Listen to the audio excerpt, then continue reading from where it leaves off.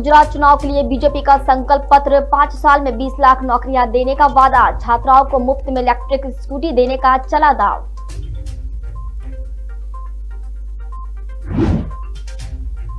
संविधान दिवस पर सुप्रीम कोर्ट में आयोजित एक कार्यक्रम में बोले पीएम मोदी, संविधान में लिखे शब्द एक प्रतिज्ञा, भारत पर दुनिया की निगाहें।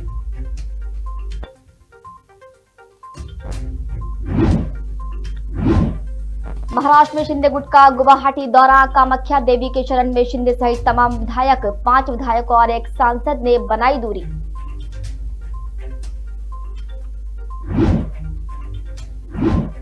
मंत्री सत्येंद्र जैन का अब जेलर सुपरिंटेंडेंट के साथ वीडियो वायरल, बीजेपी ने वीडियो जारी कर कसा तंज, कहा जेल मंत्री के दरबार में जेलर की हाजिरी। और श्रद्धा मर्डर केस में मिले अहम सबूत, सूत्रों का दावा, जंगल में मिले बॉडी पार्ट्स से श्रद्धा के पिता का डीएनए हुआ मैच, सोमवार को होगा आफ्ताब का नार्को टेस्ट।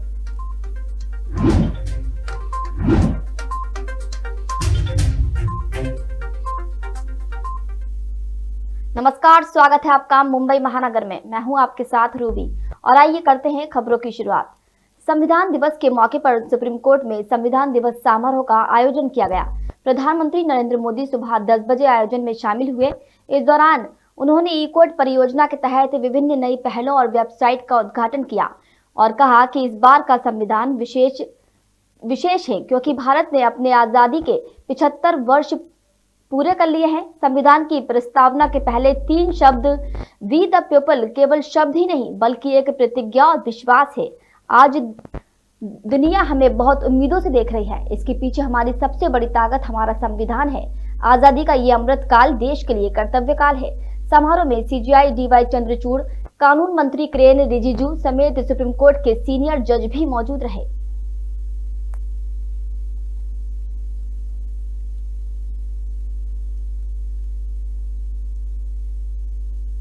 गुजरात विधानसभा चुनाव के लिए शनिवार को बीजेपी ने अपना घोषणा पत्र जारी कर दिया है। बीजेपी ने 5 वर्षों में गुजरात के युवाओं को 20 लाख रोजगार देने का वादा किया।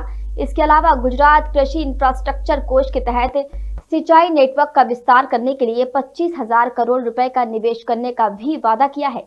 इस दौरान बीजेपी अध्यक्ष ने कहा कि अगर वो दोबारा सरकार बनाते हैं तो वो 500 करोड़ के अतिरिक्त बजट से गौशालाओं को मजबूत करेंगे।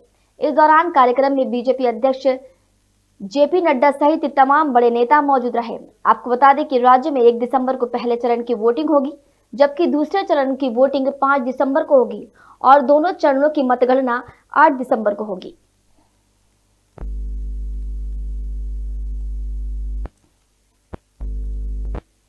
कांग्रेस नेता राहुल गांधी की भारत जोड़ो यात्रा का मध्य प्रदेश में आज यानी शनिवार को चौथा दिन है।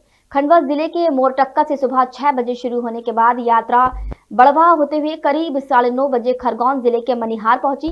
टी ब्रेक के बाद प्रियंका गांधी और उनके पति रॉबर्ट वाड्रा इंदौर होते हुए दिल्ली रवाना हो गए। यात्रा के दौरान बड़वाह से करीब 4 किलोमीटर आगे बढ़ने पर राहुल गांधी चोर बावड़ी के पास बने एक होटल पर अचानक चाय ब्रेक के लिए रुक गए। इसी दौरान वहां धक्का मुक्की हो गई, जिसमें दिग्विजय सिंह नीचे गिर गए। उनके ऊपर कुछ कार्यकर्ता भी गिर गए, जिन्हें अन्य कार्यकर्ताओं ने उठाया, जिसके बाद दिग्विजय सिंह ने नाराजगी जताई है। बता दें कि यहां से यात्रा खरगोन जिले के बड़वाला होते हुए महू पहुंचेगी। राहुल गांधी अंबेडकर स्मारक पर बाबा साहेब अंबेडकर को नमन करेंगे। इसके बाद आम सभा को संबोधित करेंगे। मंच पर उनके साथ मल्लिकार्जुन खड़गे, पूर्व मुख्यमंत्री कमलनाथ और पूर्व सीएम दिग्विजय सिंह समेत देश प्रदेश के करीब 40 नेता मौजूद रहेंगे।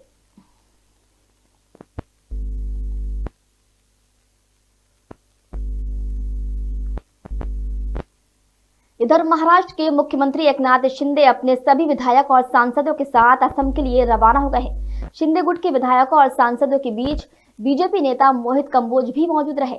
मुख्यमंत्री शिंदे शनिवार को गुवाहाटी शहर में नीलाचल पहाड़ियों के ऊपर स्थित मां कामाख्या मंदिर में दर्शन कर पूजा अर्चना करेंगे। आपको बता दें कि कार्यभार संभालने के बाद गुवाहाटी की ओर उनकी ये पहली यात्रा है। इससे पहले महाराष्ट्र में एक बड़ा राजनीतिक संकट देखा गया था, जिसमें 45 से ज्यादा विधायकों के बागी होने और शिवसेना के शिंदे गुट में शामिल होने के बाद तत्कालीन मुख्यमंत्री उद्धव ठाकरे को उनके पद से हटना पड़ा था और बाद में शिंदे ने भाजपा से हाथ मिलाया, जिसके बाद देवेंद्र फडणवीस ने डिप्टी सीएम के रूप में शपथ ली थी।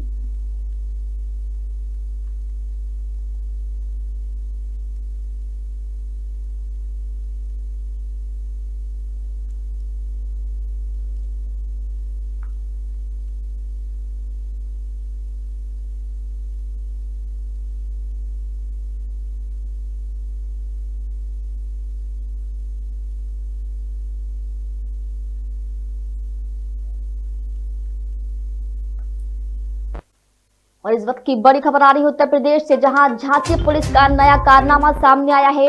ओवरलोड ट्रकों से 100 रुपए वसूले जा रहे हैं।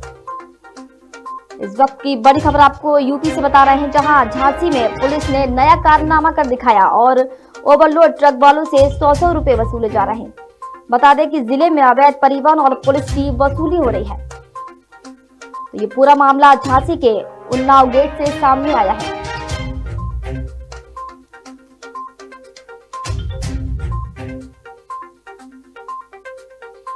तो डायल 112 के पुलिसकर्मी अवैध वसूली कर रहे हैं, जिसका वीडियो सोशल मीडिया पर वायरल हो रहा है।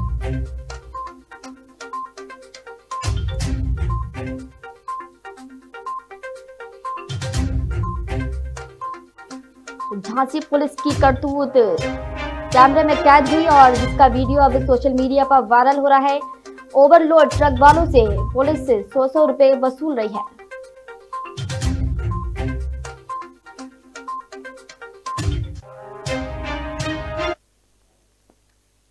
ऋचा चड्ढा ने हाल ही में गलवान को लेकर एक तंज भरा ट्वीट किया, जिसे लेकर विवाद गहराता जा रहा है।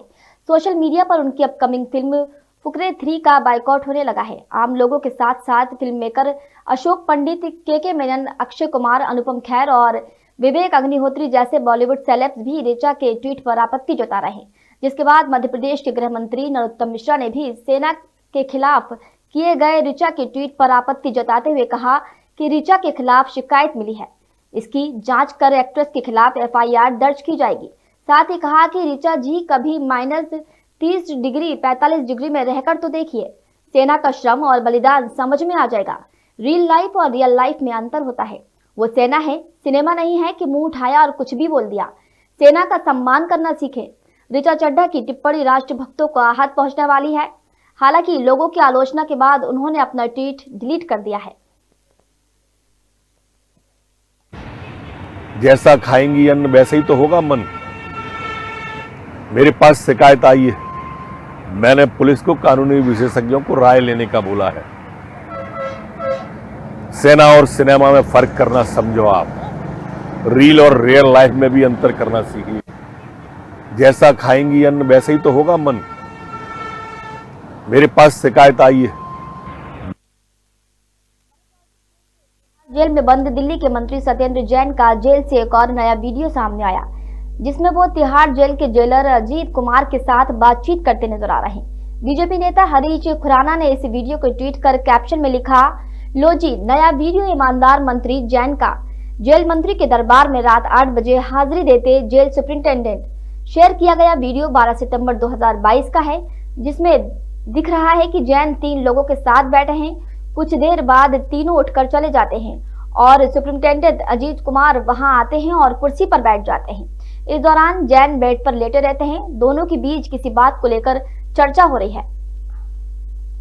और इस वक्त की बड़ी खबर आ रही है, जहां एक्टर विक्रम गोखले का निधन हो गया है। पुणे के अस्पताल में उन्होंने अंतिम सांस ली है। तो बड़ी खबर, जहां एक्टर विक्रम गोखले का निधन हो गया है, पुणे के अस्पताल में उन्होंने अंतिम सांस ली है।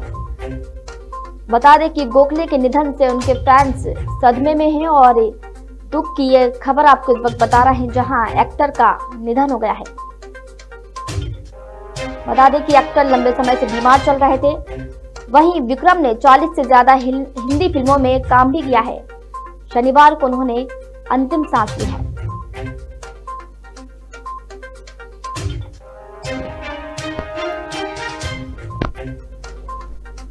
खबरों में आगे बढ़ते हुए बात करेंगे दिल्ली की, जहां शाहीन बाग में कांग्रेस के पूर्व विधायक आसिफ खान अपनी बेटी के लिए चुनावी सभा कर रहे थे। इस दौरान दिल्ली पुलिस के सब इंस्पेक्टर ने उनसे सभा की परमिशन के बारे में पूछा तो कांग्रेस नेता आग बबूला हो गए और सरेआम सब इंस्पेक्टर को गाली देते हुए उसे भूत बनाने की धमकी दे डाली, जिसका वीडियो भी सामने आया है। वीडियो में 2 पुलिसकर्मी भीड़ के बीच फंसे दिख रहे हैं और आसिफ खान पुलिसकर्मी को लाउड स्पीकर पर धमकाते हुए गालियां दे रहे हैं। वहीं दूसरी ओर उनके साथी पुलिसकर्मी के साथ धक्का मुक्की करते हुए पाकिस्तान जिंदाबाद के नारे लगा रहे हैं। हालांकि पुलिस ने वायरल वीडियो के आधार पर आसिफ खान समेत कुछ लोगों को गिरफ्तार कर लिया है। और बड़ी खबर आ रही है छत्तीसगढ़ से, जहां बीजापुर में मुठभेड़ हुई है। सुरक्षा बल और नक्सलियों के बीच ये मुठभेड़ हुई है, जिसमें नक्सलियों के 4 शव बरामद हुए हैं। इस वक्त की बड़ी खबर आपको बता रहे हैं छत्तीसगढ़ से, जहां बीजापुर में मुठभेड़ हुई। हालांकि 6 नक्सलियों को मार गिराने का दावा किया जा रहा है, लेकिन अब तक सिर्फ 4 ही शव बरामद किए गए हैं। बता दें कि मुठभेड़ में 40 नक्सलियों की मौजूदगी बताई जा रही है, जिसमें से 4 के शव बरामद कर लिए हैं। वहीं डीआरएस, एसटीएफ और सीआरपीएफ की टीम सर्च ऑपरेशन चला रही है।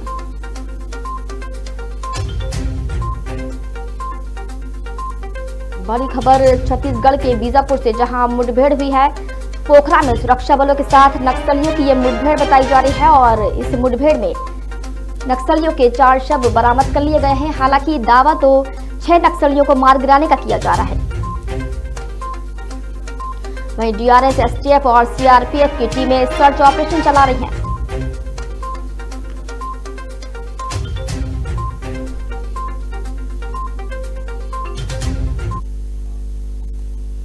छत्तीसगढ़ के बीजापुर जिले में शनिवार की सुबह से पुलिस और नक्सलियों के बीच मुठभेड़ हुई। सुरक्षा बलों ने अब तक 6 नक्सलियों को मार गिराने का दावा किया है। 4 माओवादियों के शव भी बरामद कर लिए गए हैं। मारे जाने वालों में 2 महिला नक्सली भी शामिल हैं। जानकारी के मुताबिक इन दिनों नक्सली बस्तर में अपना पीएलजीएस सप्ताह मना रहे हैं। इसको लेकर पुलिस फोर्स भी अलर्ट मोड पर है। पुलिस को सूचना मिली थी कि पोखरा के जंगल में भारी संख्या में माओवादी इकट्ठा हुए हैं। सूचना के आधार पर जवानों की टीम और शुक्रवार की रात मौके के लिए रवाना किया गया था। वहीं शनिवार की सुबह जवानों ने नक्सलियों के कैंप पर धावा बोल दिया। करीब 30 से 40 मिनट तक चली इस मुठभेड़ में जवानों ने 6 माओवादियों को ढेर कर दिया है। बीजापुर एसपी आंजनेय वैष्णव ने पुष्टि करते हुए कहा कि जवानों ने 6 माओवादियों को ढेर किया है। इनमें 2 महिला माओवादी भी शामिल हैं। एसपी ने बताया कि मौके से नक्सलियों के शव और हथियार समेत भारी मात्रा में विस्फोटक सामान बरामद किया गया है।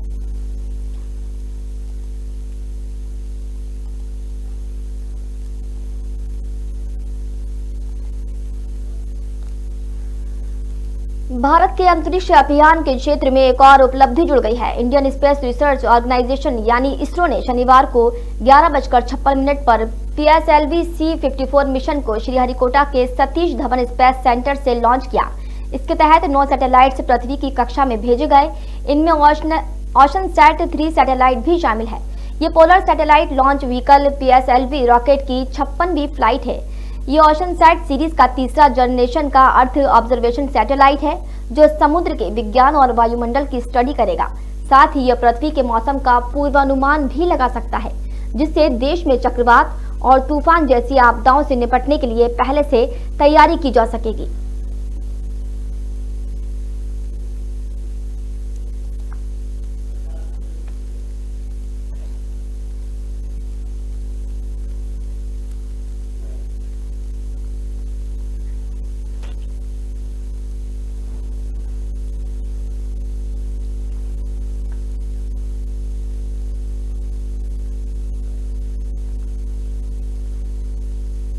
और इस वक्त की बड़ी खबर आ रही है, जहां इजराइल ने आतंकवाद को लेकर बड़ा बयान दिया है और कहा कि हम आतंकवाद के खिलाफ भारत के साथ हैं। भारत में इजराइल के राजदूत नान गिलोन ने यह बड़ा बयान दिया और कहा कि हम आतंकवाद के खिलाफ भारत के साथ खड़े हुए हैं। दोनों देश आतंक का शिकार हुए हैं। वही आतंकवाद से निपटने के लिए हम भारत के साथ हैं। अंतर्राष्ट्रीय सम्मेलनों की भी उन्होंने सराहना की है।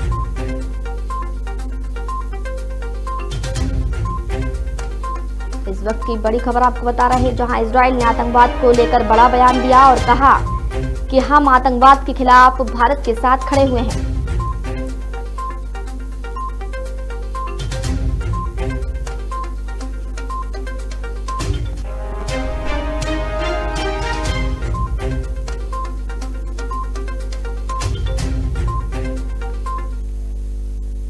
और एक और बड़ी खबर राजस्थान से आ रही है, जहां राजसमंद में बदमाशों ने हमला कर दिया है, जिससे 2 पेट्रोल पंप जले और एक पुजारी की मौत हो गई है। वहीं पुजारी की पत्नी की हालत भी गंभीर बताई जा रही है। पुलिस ने ये घटना की पूरी जानकारी दी है। बता दें कि कुछ लोगों ने पेट्रोल पंप पर बम फेंक दिया और हमला किया है। मामले में 7 आरोपियों को गिरफ्तार कर लिया गया है।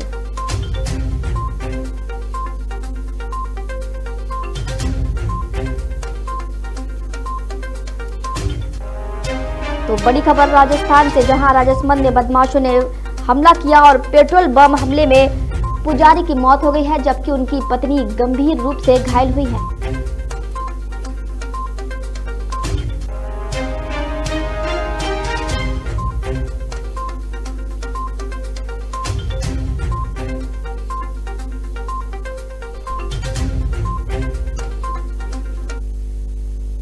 और एक और बड़ी खबर मध्य प्रदेश से आ रही है, जहां लड़कियों की नशे की लत बढ़ गई है। स्वास्थ्य विभाग ने जिसको लेकर चिंता जताई है। बता दें कि स्वास्थ्य विभाग से चौंकाने वाले आंकड़े सामने आए हैं। सिगरेट पीने वाली लड़कियों का आंकड़ा 9.3 के पार हो गया है। वहीं बीड़ी पीने वाली लड़कियों का आंकड़ा 13.1% रहा। एनएचएम की डायरेक्टर प्रियंका दास ने ये आंकड़े बताए हैं। तो इस वक्त की बड़ी खबर मध्य प्रदेश से आपको बता रहे हैं, जहां लड़कियों में नशे की लत बढ़ गई है और स्वास्थ्य विभाग ने इसे लेकर चिंता जताई है। वहीं बात करें सिगरेट की, तो सिगरेट पीने वाली लड़कियों का आंकड़ा 9.3 के पार पहुंच गया है। वहीं बीड़ी पीने वाली लड़कियों का आंकड़ा 13.1% है। एनएचएम की डायरेक्टर प्रियंका दास ने यह आंकड़े बताते हुए चिंता जाहिर की है।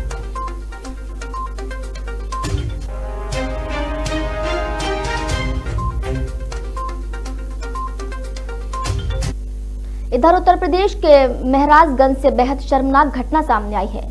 जिले के नौतनवा कस्बे में एक कलयुगी बेटे ने अपनी मां के साथ मारपीट की। मामला 23 नवंबर का बताया जा रहा है।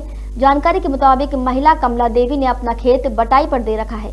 फसल तैयार होने पर बटाईदार उसके हिस्से के पैसे देने घर आया, लेकिन वो नहीं मिली तो उसने कमला देवी के बेटे को पैसे दे दिए। माँ का कसूर बस इतना था कि उसने बेटे से पैसे मांग लिए। बस इसी बात पर आरोपी बेटा गुस्सा हो गया और बेरहमी से अपनी मां की पिटाई कर दी। वायरल वीडियो में आप देख सकते हैं कि बेटा अपनी मां के बाल खींचकर घर से बाहर लाता है, फिर उसे बुरी तरह पीटने लगता है। इस दौरान कुछ लोग बीच बचाव करने भी आते हैं, लेकिन आरोपी उनके साथ भी मारपीट करने लगता है। बेटे की करतूत वहां लगे सीसीटीवी में कैद हो गई है। फिलहाल महिला की तहरीर पर पुलिस ने युवक के खिलाफ केस दर्ज कर कार्रवाई शुरू कर दी है। फिलहाल आरोपी फरार है, जिसकी तलाश की जा रही है।